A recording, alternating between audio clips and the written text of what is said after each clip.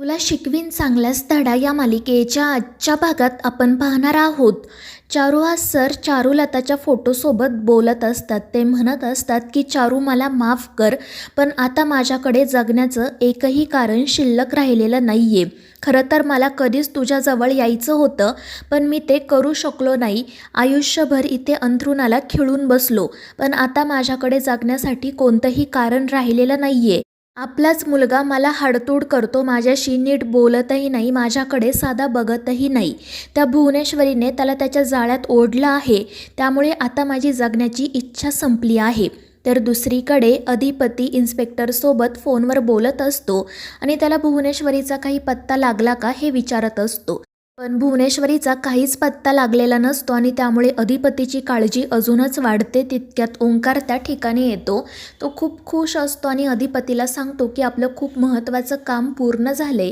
तर अधिपती लगेच त्याला विचारतो की काय झालं, आईसाहेब सापडल्या का? तर ओंकार म्हणतो की नाही रे भावा, आपली ऑर्डर वेळेत मुंबईला पोहोचली. पण अधिपती म्हणतो मग यात एवढं खुश होण्यासारखं काय आहे? आणि तो लगेच चेहरा पाडून बसतो. पण ओंकार त्याला समजावतो की काळजी करू नको, आईसाहेबसुद्धा लवकरच भेटतील. आणि खूप कष्टानंतर जेव्हा आपल्याला यश भेटतं ना, तेव्हा त्याची काहीतरी वेगळीच मजा असते. आणि त्यावर अधिपती म्हणतो की अगदी खरं आहे, आज आपलं हे यश बघायला आईसाहेब इथे हव्या होत्या. तर दुसरीकडे चारुहास सर देवीसमोर जातात. तर शेतामधून धान्य घरात आलेलं असतं आणि घरातील नोकर तेच व्यवस्थित लावून ठेवत असतात. आणि त्यामुळे चारुहास सरांना त्यांच्या मनात जे काही आहे ते देवीसमोर बोलता येत नाही. त्यामुळे ते मनाशीच म्हणत असतात की देवी, मी तुझा शेवटचा निरोप घ्यायला आलो आहे. आज मला तुझ्याशी खूप बोलायचं आहे. माझ्या मनात जे काही आहे ते सगळं तुला सांगायचं आहे. आणि मग ते म्हणू लागतात की आयुष्यात मी ज्या एका स्त्रीवर मनापासून प्रेम केलं ती म्हणजे माझी चारू, पण तू तिलासुद्धा माझ्यापासून हिरावून घेतलं. खूप आधी माझी चारू मला सोडून गेली. खरं तर तेव्हाच मी सुद्धा तिच्यासोबत जायला हवं होतं, मात्र तसं झालं नाही. आणि माझी चारू गेल्यानंतर माझा जगण्यातला आनंदच संपला. पण अधिपतीसाठी जगणं मला भाग होतं आणि त्याच्याचसाठी मी चारूसारख्या दिसणाऱ्या त्या भुवनेश्वरीला घरी घेऊन आलो. मला वाटलं की त्यामुळे अधिपतीला देखील बरं वाटेल आणि काही काळानंतर मी त्याला सत्य सांगेल आणि मग ती भुवनेश्वरीसुद्धा या घरातून निघून जाईन. मात्र त्यानंतर सगळंच विस्कटलं. माझ्या हातून चुका घडल्या आणि अधिपती पूर्णपणे त्या भुवनेश्वरीच्या कह्यात गेला आणि ती भुवनेश्वरी नागासारखी या घराला वेटोळं घालून बसली. मी तिला या घरातून बाहेर नाही काढू शकलो, उलट मीच अंथरुणाला खिळलो. तिने मलाच आजारी पाडलं. 1 वर्षांपासून माझ्या मनात तिच्याविषयीचा हा राग साचला होता आणि त्या दिवशी ते सगळं काही बाहेर आलं आणि मी तिला या घराच्या बाहेर काढलं. मला वाटलं होतं की अधिपती चिडेल, पण मी समजवल्यानंतर तो समजून घेईल आणि शांत होईल. पण काहीतरी वेगळंच घडलं. अधिपती तर माझ्याकडे बघायलाही तयार नाही, माझ्यासोबत बोलायलाही तयार नाही. तो त्या भुवनेश्वरीला देवी मानतो आणि मला राक्षस मानतो. आमच्या दोघांमधील ही दरी आता वाढतच चालली आहे. त्यामुळे आता मी हे सगळं नाही सहन करू शकत. आणि त्याचवेळी अक्षरा चारुलताला घेऊन घरामध्ये येते. तर दुसरीकडे चारुहास सर रडतच देवीकडे बघत असतात आणि त्यानंतर शेवटचा देवीला नमस्कार करतात आणि त्यांच्या खोलीकडे जाण्यासाठी निघतात. तर इकडे कामगार जे शेतामधून धान्य घेऊन येत असतात त्यांच्यातील एक जण खाली पडतो आणि पोत्यामध्ये असणारं तांदूळ खाली सांडतं. तर आजी पटकन शांताला बोलावून घेतात आणि ते तांदूळ भरायला सांगतात. शांता ते एका मापामध्ये तांदूळ भरून ठेवते आणि आजींनी आवाज दिल्यामुळे ती परत किचनमध्ये जाते. तर चारुहास सर त्यांच्या खोलीकडे जात असतात आणि त्याचवेळी अक्षरा चारुलताला घेऊन घरामध्ये प्रवेश करते. पण तोपर्यंत चारुहास सर त्यांच्या खोलीत गेलेले असतात.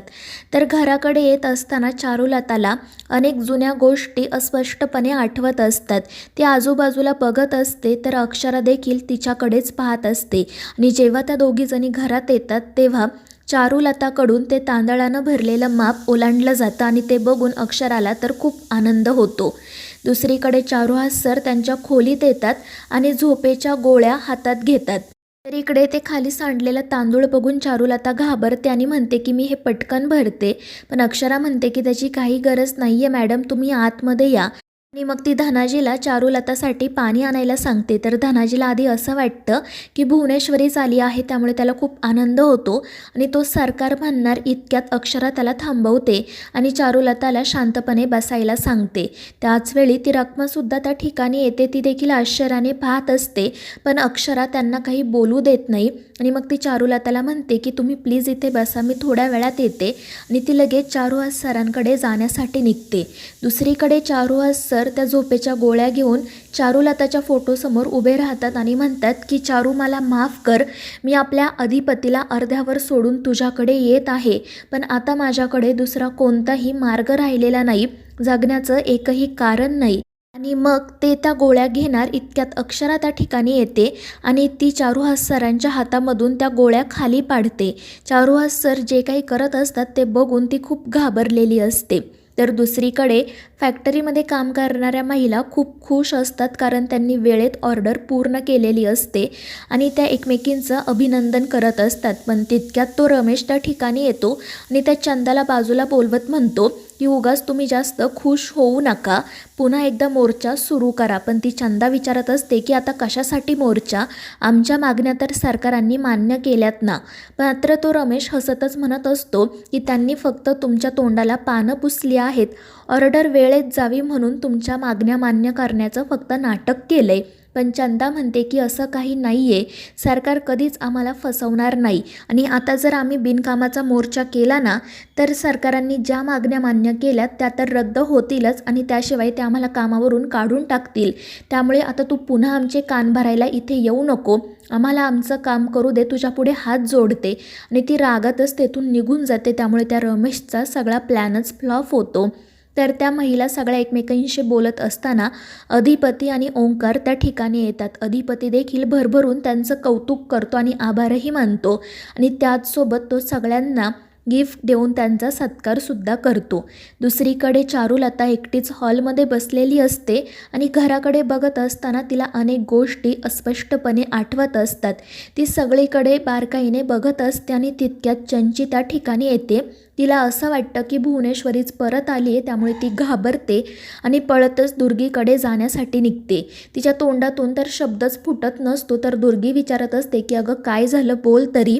तर चंची म्हणत असते की अगं मम्मी ती मावशी. तर दुर्गी म्हणते की काय झालं, मावशीला गेली का ती, बरं झालं. तर चंची म्हणत असते की अगं नाही, ती घरात परत आली आहे. आणि ते ऐकून दुर्गीसुद्धा घाबरते. तर इकडे चारुहास सर अक्षराला म्हणत असतात की मी तुझ्यापुढे हात जोडतो, पण मला आता थांबवू नको, जाऊ दे मला, कारण माझ्याकडे जगण्याचं एकही कारण राहिलेलं नाही. आणि त्यांची अशी अवस्था बघून अक्षराला खूप वाईट वाटतं. ती म्हणते की बाबा हे काय चाललंय तुमचं, तुमच्या मनात जर एवढं सगळं सुरू होतं तर तुम्ही माझ्याशी का नाही बोललात, हे काय करत होता तुम्ही. पण चारुहास सर म्हणत असतात की अक्षरा मी जगून तरी काय करू अगं, माझ्याकडे जगण्याचं खरंच कोणतंही कारण राहिलेलं नाही. माझी बायको मला सोडून निघून गेली, माझा मुलगा मला हाडतूड करतो आणि तुला मी माझी मुलगी मानलं, तुझा सुखाचा संसार सुरू झाला, पण त्यातसुद्धा माझ्याचमुळे विघ्न आलं. मग मी काय करू जगून, मला माझ्या चारूकडे जायचं आहे, मला तिच्याशी बोलायचं आहे. आणि त्यांचं ते बोलणं ऐकून अक्षरा म्हणते की ठीक आहे, तुम्हाला चारुलता मॅडमसोबत बोलायचं आहे ना, मग चला माझ्यासोबत. आणि ती त्यांचा हात धरून त्यांना बाहेर घेऊन येते. तर मित्रांनो, या मालिकेच्या पुढील भागांमध्ये आपण पाहणार आहोत चारुहास सर आणि चारुलता मॅडम एकमेकांसमोर येतात आणि त्यावेळी चारुलताला चारुहास सरांची ओळख पटते आणि तिला खूप आनंद होतो. तर चारुहास सर आश्चर्यानेच तिच्याकडे बघत असतात. चारुलता खरंच आपल्यासमोर उभी आहे या गोष्टीवर त्यांचा विश्वास बसत नसतो. तर मित्रांनो, या मालिकेच्या पुढील भागांच्या अपडेट्ससाठी आपल्या चॅनेलला सबस्क्राईब करा.